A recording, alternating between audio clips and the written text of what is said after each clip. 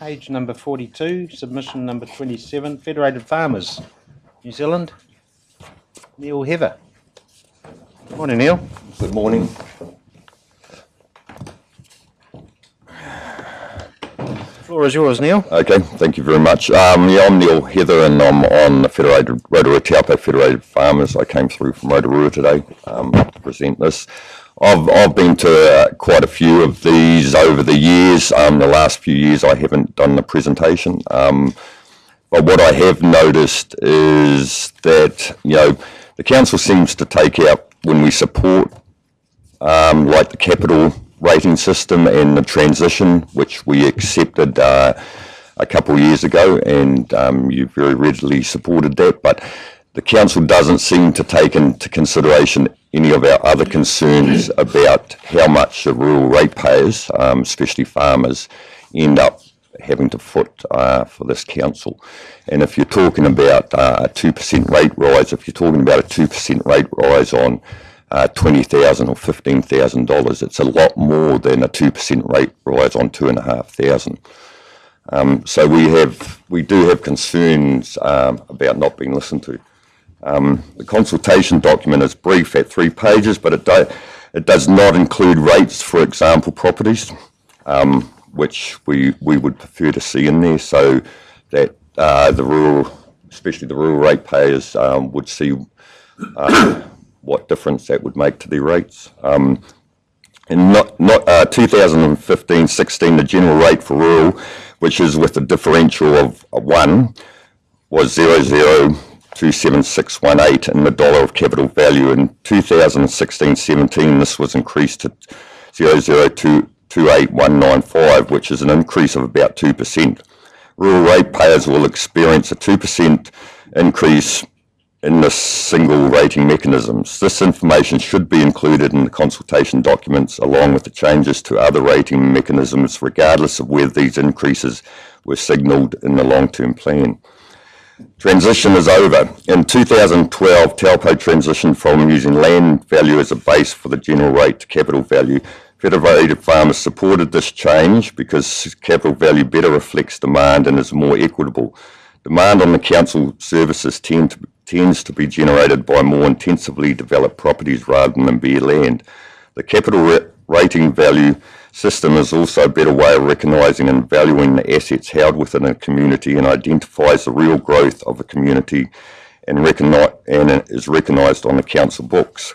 However, we have concerns about the transitional period resulting in a reduction of the UAGC, which was intended to reduce price shocks on residential properties. Now the capital value is being used, the uniform annual charge being used should be used at its fullest 30% extent, will actually reduce reliance on the general rate. So we strongly encourage the council to return to a higher UAGC level now that the transition period is complete. It is more preferable to ratepayers to pay a couple $100 towards a uniform annual charge than it is to pay thousands of dollars towards a general rate. In 2012, a single general rate was applied across the district with the idea that over time the general rate is then allocated on the basis of the benefits that different groups receive. Now that the transition period is over, and rural differentials can be lowered to 0.8 because rural properties are currently paying a disproportionate amount towards the general rate compared to residential properties.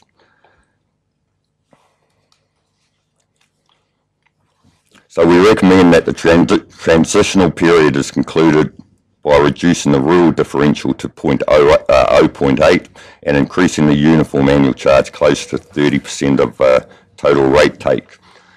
The uniform annual charge remains the same as last year at $250 per rating property. Federated Farmers strongly supports the use of the uniform annual charge and targeted rates and encourages councils to, where appropriate, increasing those charges to the maximum of 30% under local government legislation. 4 years ago, Federated Farmers accepted a reduction of the uniform annual charge as a means to smooth the impact on residential properties and the shift from land-based rating to capital-based rating.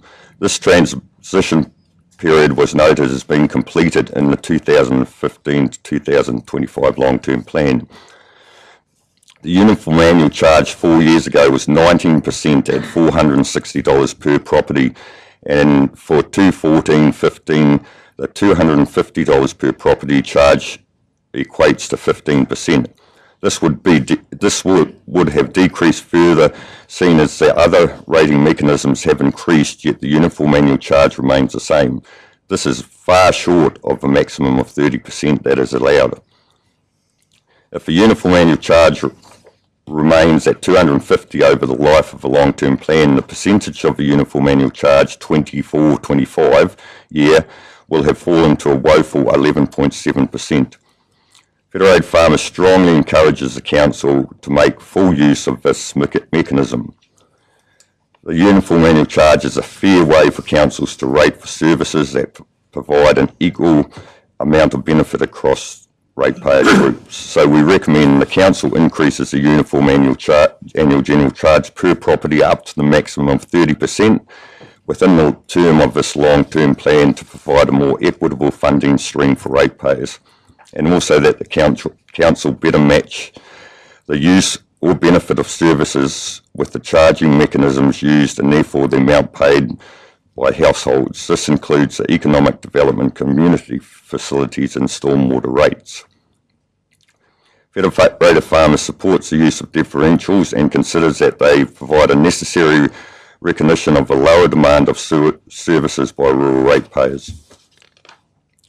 We submit that the Taupo District Council uses differentials to their full advantage by having a lower differential for rural properties compared to residentials. The property examples in the funding impact statement show that a medium value farm will pay $12,650 towards the general rate alone.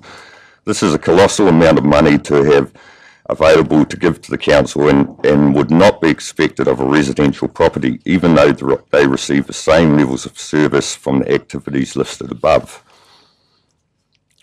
This would be among the top operating expenses of a farm over and above many other business costs. We attach, which I take it you will have, the most recent MPI model farm for a central North Island Hill country sheep and beef farm, showing that the rates are a considerable expense compared to other farm operation costs. Compare the general rate that this farm pays with the high value Taupo residential property at 745,000 CV, which will pay only 2,308 towards the general rate. The farm will pay 448% more than the residential property towards the exact same council services. A 2.295 million CV commercial property will only pay 11,659 towards the general rate, and this is with a differential of 1.8. A rural differential is desperately needed. So we recommend the council maintain a differential system for the general rate, and that the rural differential on a district-wide general rate be set at a lower 0.8 of the urban differential. We are pleased that the rural dog category remains at 25%. Now I take it, I'm not reading anymore, they were the main points we are concerned about. I take it everyone's read our submissions, so I think you probably get the point. Thank you, Neil. Thanks for your submission. Councillor Park. Yeah, thank you, Neil. Nice to see you back here again. Just one question with Federated Farmers. What is your definition of rural, if there was to be a differential? I mean, you have a lot of lifestyle blocks, etc. So what would your definition of rural be? Well, our differential of rural would be the big working farms, because that's who we represent. So you're probably looking at different councils set it at different rates, but probably about 100 hectares and over. Right, thank you. Any other? Councillor Christowski. Yeah, thank you for that. You've listed 10 recommendations that you'd like us to implement. Can you please list the top 3 in their order of priority that would be useful to you? The top 3. Okay, well, of course, the differential would be the main one. The UAGC, and I can leave you to pick the third one. Thank you. Because they're the ones that would have the biggest, those two are the ones that would have the biggest impact on the rural rates. Thank you. Okay, any other questions, Neil? Councillor Body? Thanks for the presentation. As an ex-Federated Farmers, I appreciate the work that you people do for the rural area. At the last submissions which your counterpart presented, I'll start off again. Have you had any dialogue with the Gisborne District Council that have the uniform annual rate up to the maximum? Personally, I haven't. I was called in at the last minute to come and present this, so I didn't do that work. But I know where I'm from in Rotorua, the council, the uniform annual charge is significantly higher. It isn't up to the max, but we are certainly asking every council to move up to the max. Thank you. We have a difficulty in the council here. We just had a presentation this morning in regards of additional accommodation or whatever in a particular property. Those people are paying a double the UAG at the moment, so if we increase it to your 30%, there'll be a big impact on them. Last submission, I said to the persons that were here, at the moment, rural fires is funded from the general rate. Are you happy with that? The rural fire, are you talking about? Yeah, I see that is changing. All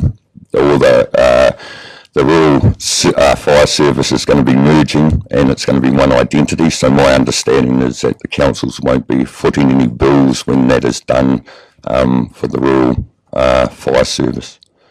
Could I then, Mr. Chairman, ask on page 1/48 or page 47, you read out in regards of comparing residential properties to rural. I noted that you quoted a commercial property at 2.295 million paying 11,659. You realise that a rural property of that same value on the differential of one would be paying 6,470, a considerable saving?